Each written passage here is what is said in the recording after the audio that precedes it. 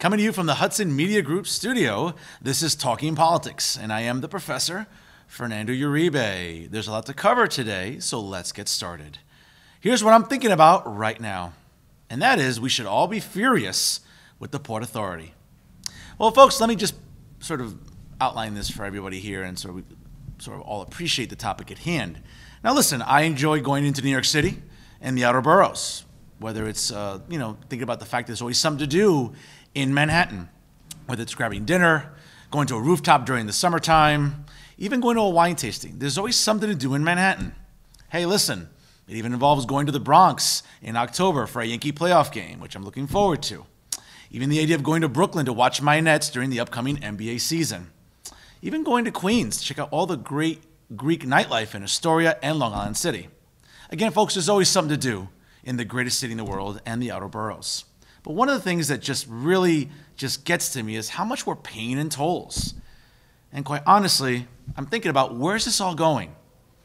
Now, friendly toll clerks? Absolutely not. You ever driven into the Lincoln Tunnel or the Holland Tunnel?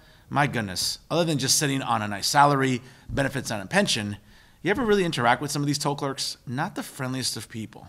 So it kind of makes you wonder, where's our money going to? Where's all this rise in tolls that we seem to be reading about year after year? Well, what's it paying for? Well, let's be honest. We as motorists and even commuters continue to get the short end of the stick.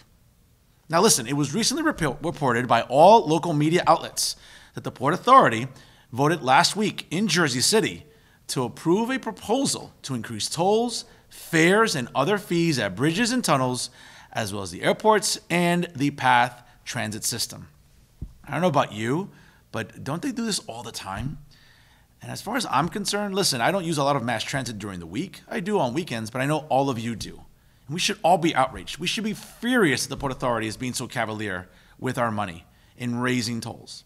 Now, this proposal consists of the following: increasing tolls by $1 at the George Washington Bridge, the Lincoln Tunnel, the Holland Tunnel, the Outer Bridge Crossings, Gothel's Bridge, and the Bayonne Bridge from $15 to now $16. Increasing the air train fee from $5 to $7.75. Now, the Easy Pass peak discount will be reduced from $2.50 to $2.25, and the off-peak discount to be reduced from $4.50 to $4.25. Now, the PATH base fare will remain at $2.75, but multi-trip discounts will also be reduced. Here are some other things that come from the proposal that you should also be outraged about. There will also be a $4 per ride ground access fee for airport pickups and taxis, and also for app-based for hire vehicles, such as $4 drop-off taxes for Lyfts and for Ubers. Now, the plan will also eliminate some Easy Pass toll discounts for out-of-state drivers and will also end carpool breaks.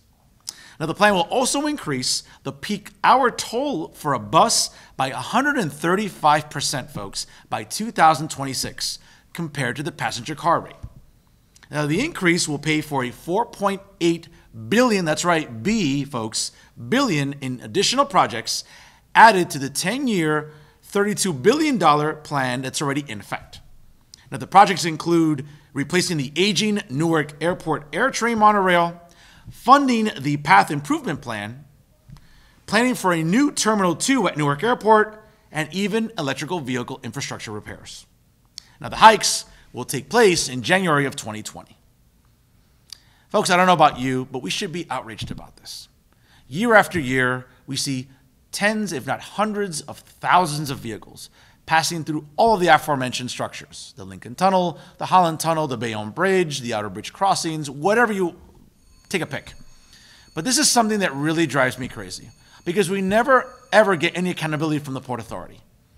It's sort of like this autonomous group of men and women sitting on a board making decisions with our money. Now, without question, folks, more and more people live up here in Hudson County and the nearby counties and really in New Jersey, and also in the outer boroughs in New York, and also even up in New York State. So without question, with a growing population comes a growing amount of motor vehicles. But even with this, what is the Port Authority doing for us with all of these toll hikes? Folks, again, I mean, you can do the math yourself. Hundreds upon hundreds of thousands of vehicles pass through all of these crossings on a yearly basis. And we're talking about raising tens, if not hundreds of millions of dollars on a yearly basis. And where's it going? Is it going to courteous toll booth clerks? Definitely not. Have you ever interacted with them? I have. Trust me, it's not pleasant. Is it for perhaps more professionalism from Port Authority police officers?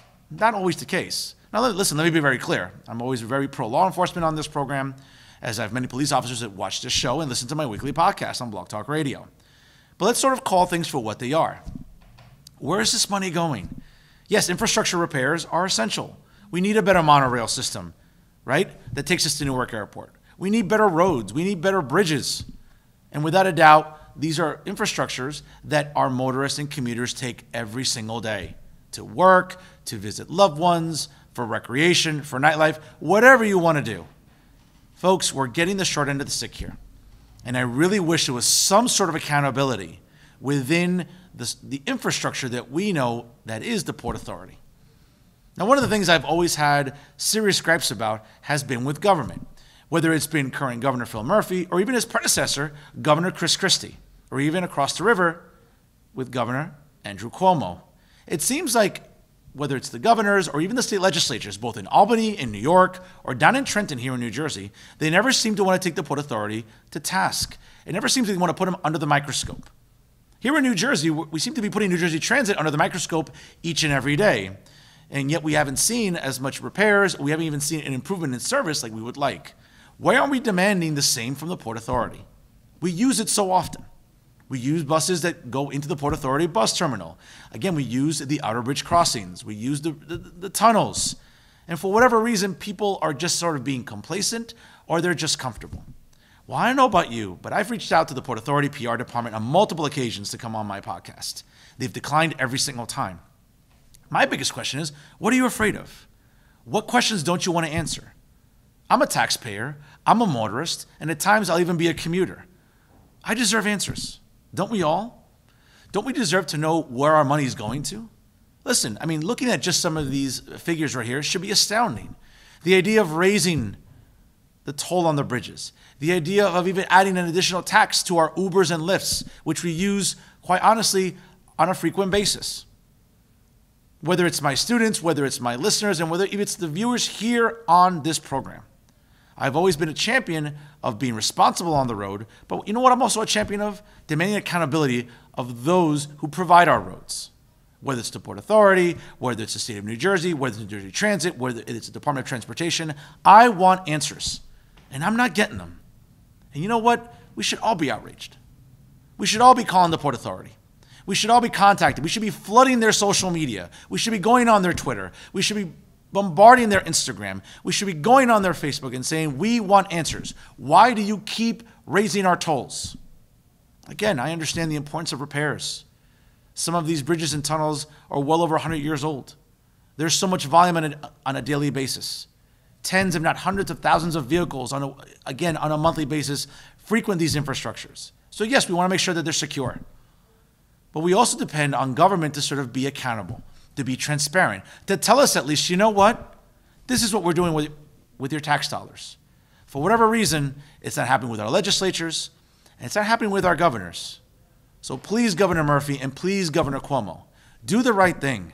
Either audit the Port Authority or audit their books altogether. Find out why these toll hikes are necessary. Find out why we, the commuters and motorists, continue to suffer each and every year. The cost of living goes up. Folks, here in Hudson County, rents are skyrocketing. The cost of food and goods and services continue to increase as well. And now we also have to worry about our commute being increased. Folks, living here is becoming unaffordable. And sometimes we look at government as the answer. And sometimes they're not always willing to give us the solutions. Now, one of the things that really upset me during this entire process of reading about these toll hikes was the recent quote from the Port Authority. Now, Executive Director Ray Cotton said in a statement last week, these recommended increases in tolls and fares are both needed and measured. We also sought to spread the increases across all of our operations to avoid undue burdens.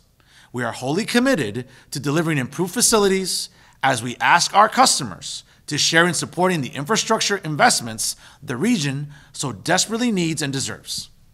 You know what the problem is? We just sit here and we take it. Where's the accountability? As I ask again, where's our money going? And do you think the Port Authority answers to anyone? They don't. As I said before, I'm tired of contacting their PR department. You should do the same. We should want answers. We should be outraged. We should be screaming at the rooftops if we have to find out why the Port Authority continues to do this to us year after year. And quite honestly, we deserve answers because they serve us. It shouldn't be the other way around. And that's what I'm thinking about right now. Here are some local stories that should capture your attention and even get a chuckle out of you. Recently, News 12 New Jersey had a report based on Forbes magazine as to the 50 most miserable cities in the United States. And tragically and sadly, 9 of them are right here in the Garden State. Now, let me just run some figures by you folks that should either astound you or even make you laugh at the same time. Now, again, of the 50 cities that were ranked by Forbes magazine and also Business Insider magazine as well, we look at the fact that 9 New Jersey towns occupy this list. Now, we'll start from sort of the bottom and work the way to the top. During this list, as it was compiled, at number 30 is Plainfield, New Jersey. Now, I've only had the chance to visit Plainfield a couple of times. I really don't have anything bad to say about it, other than it seems to be a little more rural than other parts of North Jersey, which is where I live at.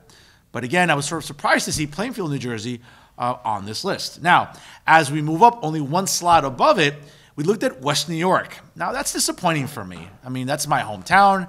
I grew up there. I'm a proud Memorial Tiger as a graduate there some years ago. So even when I see all of the overdevelopment and even the cost of living going up in the township of West New York, I was pretty surprised to see it was ranked as one of the more miserable cities in the United States. Now, I can just say for the record right now, with a change in leadership under new Mayor Gabriel Rodriguez and the Board of Commissioners collectively, I'm hoping that at least next year when Business Insider and Forbes decides to publish this list, that West New York won't be on it. I mean, they're certainly doing a good job in trying to at least keep costs down, keep the cost of living down, and sort of keep West New York as one of the more affordable towns, not just in Hudson County, but also throughout the state of New Jersey. A couple other towns here that made the list, which maybe won't surprise us, and again, no disrespect, but at number 19 was Paterson, New Jersey. Now again, folks, there's a lot of culture, there's a lot of great nightlife, a lot of great restaurants, a lot of great, allure that brings people to Paterson. But let's not kid ourselves. There are still sort of regions of the city that are still very impoverished, that are crime-ridden. And again, I commend the Paterson Police Department in trying to maintain a good quality of life there and at the same time make residents feel safer. But to no one's surprise, the idea that Paterson, New Jersey should be on this list, again, isn't a shocker. Now, in terms of how miserable people are, well, that remains to be seen. But if the living conditions in parts of Paterson are any indication, I can see perhaps why some residents indeed could be miserable. Again, looking at the list here, moving up 2 slots to number 17, our state capital, Trenton, New Jersey. Now, again, no disrespect to my friends down in the state capital here in the Garden State, but without question, folks, a lot of our government is situated in Trenton. We look at government buildings. Almost every state agency is stationed in Trenton. And while there are some parts of the downtown section that are maybe attractive to live in, and certainly there's a lot of nightlife, a lot of great possibilities to dine out, yes, there's still parts of Trenton, as I mentioned before about Paterson, that are very impoverished. They're still very unsafe. Again, credit to the Trenton Police Department and the city council there, as well as the mayor, in trying to make Trenton a more attractive destination to live in. But without a doubt, with some of the more, decrepit parts of the city that are still deteriorating, it's no surprise that perhaps the magazines, respectively, that I mentioned would look at Trenton as one of the more miserable cities in the United States. Now, again, moving upwards at number 15, and this is one that sort of is offensive to me because I live in Union City. And again, Mayor Brian P. Stack and the Board of Commissioners work hard every single day to make Union City affordable and to make it not only just attractive to the visible eye, but at the same time enjoyable for men, women, and children of all ages. There are wonderful activities that the Mayor and the Board of Commissioners makes available. And listen, I'll say this for the record, that Union City, better than any other municipality in the state of New Jersey, is indeed a champion of the arts. Nobody does a better job than Commissioner Lucio Fernandez anywhere in New Jersey to be a champion for the arts and to promote the arts and also other aspects of culture within Union City. So seeing this on the list was a little disappointing, but again, like anywhere else in Hudson County where it's becoming more expensive to live in, the cost of living continues to rise and everything else, I can understand why some residents would indeed be miserable. And again, we sort of move up to number 8, This one, again, no disrespect to my South Jersey residents, but is anyone surprised that Camden is on this list here? Now, again, while Camden and the downtown section has undergone a little bit of a renaissance in recent years, there's still parts of the city that remain very unsafe and, again, actually very unlivable. So, again, I would certainly urge our support for the Camden Police Department that work very hard, again, those hardworking men and women, to make Camden safer for their residents, but with a very depleted economy, lack of jobs, and just sort of the quality of life deteriorating down there, it's no surprise that Camden actually made this list. And now to sort of round it out at number 5, New Jersey's largest city indeed, Newark, made the list. And I don't know about you, I wasn't surprised. Now, while I love parts of Newark, having attended the graduate school there at Rutgers University, listen, the downtown section, even the Ironbound, are great destinations, whether it's for nightlife, to go eat, to go watch a soccer game at, in nearby Harrison for the New York Red Bulls. Newark and parts of Newark on the south side and even the north side still remain very unsafe.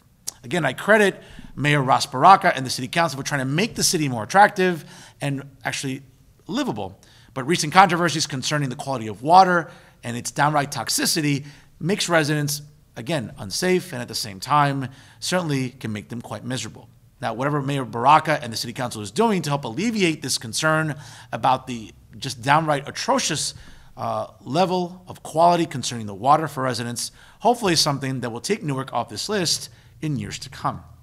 And of course, at number 4, Passaic, New Jersey. Very much like we look at Patterson, folks, in Passaic County, the city of Passaic, again, has its problems.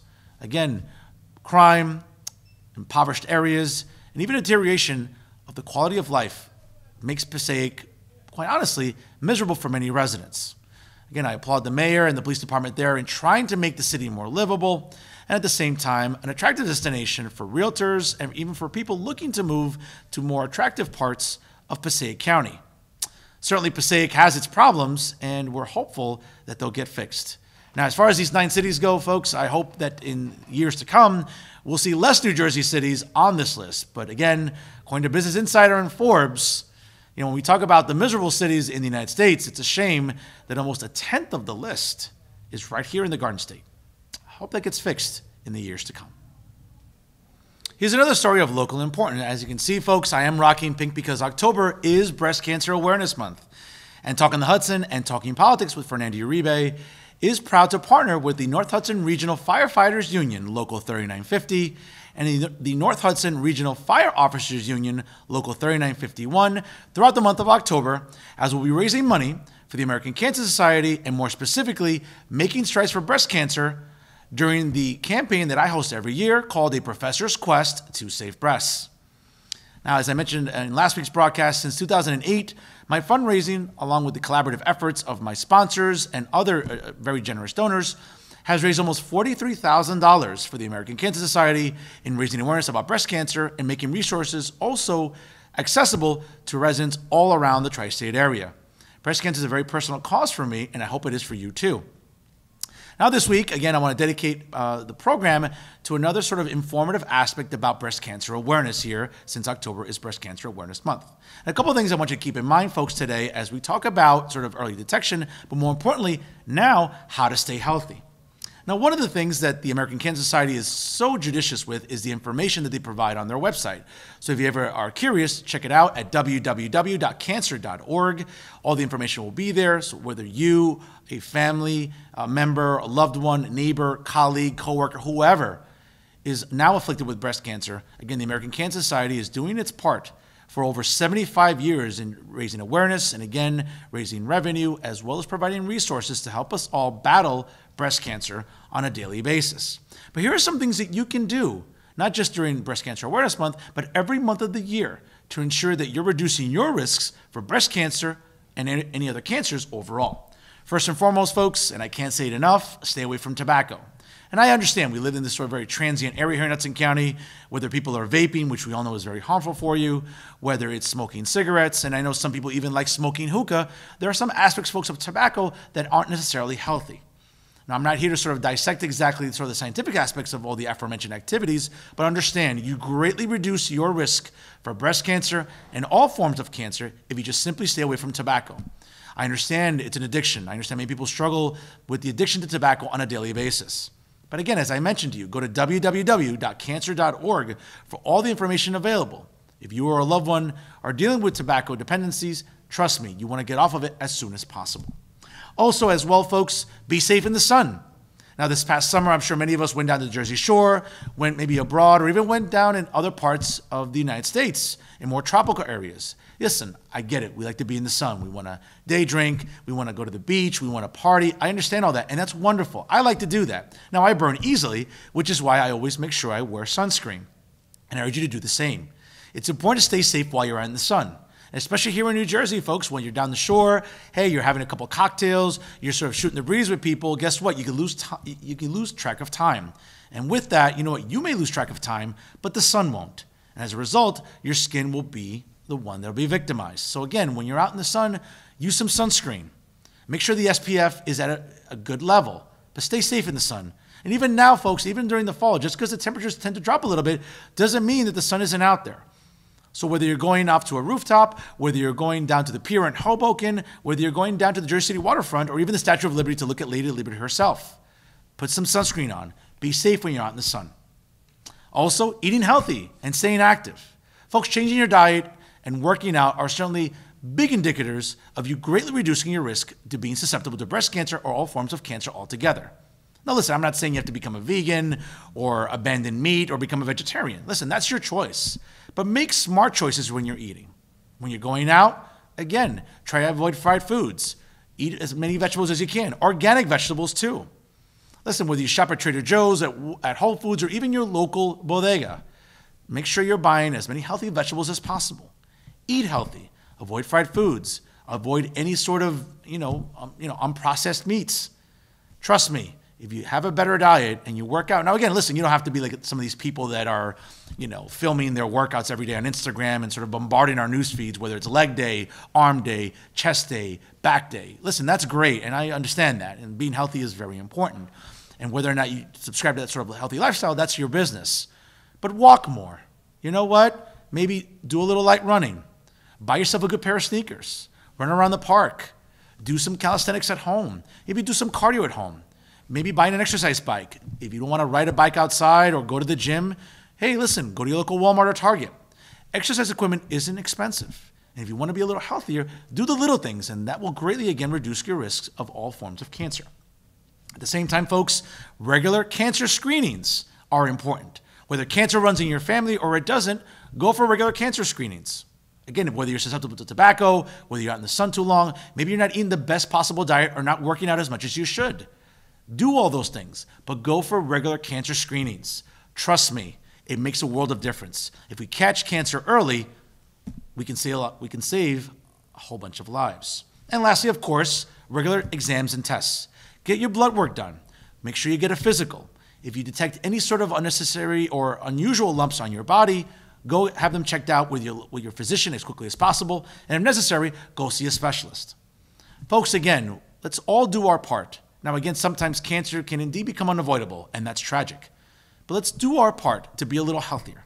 Let's do our part to detect the warning signs. Let's do our part to try to live as healthy as we possibly can. And in that way, hopefully, we greatly reduce all forms of cancer. And even throughout the month of October, as I mentioned here on Talking Politics, once again, I want to raise an awareness for you, my viewing audience. I want you to be healthy, and I want you to be cancer-free.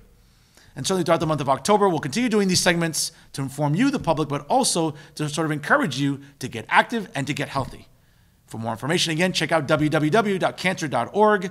And certainly if you wish to donate to the campaign known as the Professor's Quest to Save Breasts, make sure to contact me at talkonthehudson@gmail.com or also call me 201-993-8623. I'm more than happy to provide any resources for you and also any links if you wish to donate to the Professor's Quest to Save Breasts in 2019, again, with all proceeds benefiting the American Cancer Society and making strides against breast cancer. Again, I'm proud to partner with the North Hudson Regional Firefighters Union, Local 3950, and the North Hudson Regional Fire Officers Union, Local 3951. And together, we'll defeat breast cancer once and for all. Lastly, here's another local story, specifically for my Jersey City residents that, should be capturing everyone's attention leading up to Election Day on Tuesday, November the 5th. Now, of course, folks, supporters of Jersey City's Airbnb ordinance are indeed firing back with recent ads not only on social media, but also television commercials. Now, we all know that the ongoing controversy leading up to the ballot referendum, which will be decided on Tuesday, November 5th, is generating a lot of talk and chatter in Hudson County's largest city. Now, an anti-Airbnb television ad has hit the airwaves, urging voters to approve a public question and to affirm the new regulations on the short-term rental industry in Jersey City. Now, the recent 30-second commercial tells Jersey City residents to consider what it presents as a negative impact that the Airbnb industry has had not only in New York City, but that it serves as an example of what could be soon coming to Jersey City if the industry remains unchecked. Quote, Airbnb turned thousands of units into pricey tourist rentals. Now they are taking over our neighborhoods. The ad's narrator goes on to say, alluding to New York City, quote, that means higher rents, also less parking and more trash. Strangers and even wild parties will become the norm in our neighborhoods. Now, when New Jersey residents and voters go to the polls on November the 5th, they will be tasked with either saying yes or no to the municipal question number 1, which is a referendum of a city ordinance that created new regulations for the short-term rental industry. A yes vote would keep the ordinance in place, while a no vote would repeal it. Now, again, the commercial was paid for by Share Better Education Fund, a group associated with the New York Hotel Trade Council, the Hudson County Central Labor Council, the New Jersey State AFL-CIO, among other local organizations. Now, folks, without a doubt, listen, Tuesday, November 5th is a big date for Jersey City residents. Do we want the corporation known as Airbnb to be sort of checked and have some sort of parameters in which to operate under? Or do we want them just to be cavalier with Jersey City and, of course, rentals all throughout Hudson County's largest municipality? That's up to you, my Jersey City viewers, today. So when you go to the polls on Tuesday, November the 5th, think long and hard about what you want out of Jersey City. Listen, folks, I'm all about checks and balances. Whether it's recent guests on the podcast, such as Councilman James Solomon, who coincidentally is the councilman in Ward E, which is the downtown section, or even Hudson County's chief prosecutor in Jersey City, Jake Hudna, they both expressed their concerns as downtown residents about what the Airbnb industry can be doing. Now, whether or not you share their sentiments remains to be seen, but that's why it's important for you, my Jersey City viewers, to go to the polls on Tuesday, November 5th and have your voice heard, a yes or a no. Do you want to keep Airbnb in check, or do you want them to run rampant throughout Jersey City? The choice is yours, coming up on Tuesday, November the 5th. Thank you so much for watching. To check out all the insightful program offered by the Hudson Media Group, check out their websites, www.hmgtvshows.com and also at www.livestream.com/HMGTV. Don't forget to like them on Facebook and also follow them on Instagram and Twitter. And also don't forget that live every Wednesday night, you can check out my podcast, Talking the Hudson, on Blog Talk Radio by going to www.blogtalkradio.com/Talking the Hudson. You can listen to the episodes anywhere, anytime, and download them from any PC, Mac, smartphone, or tablet. Don't forget to follow the podcast on Instagram at Talking the Hudson. Also follow me on Instagram at Professor Fernando Uribe. Also follow this show on Instagram at Talking Politics with Fernando Uribe. And also check me out on Twitter at Professor F. Uribe. And also don't forget to like Talking the Hudson on Facebook. Folks, thank you so much for watching here today at the Hudson Media Group Studios. If we're talking politics, we're doing it right here. I'm Fernando Uribe. Thank you so much for watching.